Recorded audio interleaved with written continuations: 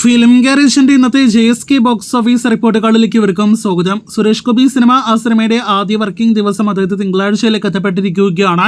ആദ്യ 4 ദിവസത്തെ weekend collection പ്രേക്ഷകർ അറിഞ്ഞു കഴിഞ്ഞതാണ്. കേരളത്തിൽ 3,85,00,000 ഗ്രോസ് കളക്ഷനാണ് ഈ സിനിമ നേടിയെടുത്ത് തുടങ്ങിയിരിക്കുന്നത്.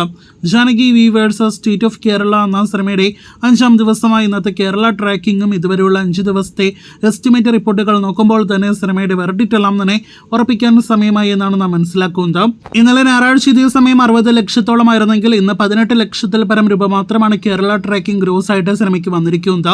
ഇന്ന് കേരളത്തിൽ 35 ലക്ഷത്തോളം ഗ്രോസ് കളക്ഷൻ പ്രതീക്ഷിക്കുന്ന സിനിമ അങ്ങനെയെങ്കിൽ 5 ദിവസങ്ങൾ കൊണ്ട് 4,10,00,000 കേരള ഗ്രോസിലേക്ക് എത്തപ്പെടുന്നതാണ്. വിദേശ രാജ്യത്തെ കളക്ഷനെ കുറിച്ചോ അതല്ലെങ്കിൽ അവിടെ സിനിമ എന്തെങ്കിലും തരംഗം ഉണ്ടാക്കിയോ എന്നതിന്റെ സൂചനകളോ ഒന്നും തന്നെ നിലവിൽ വന്നിട്ടില്ല.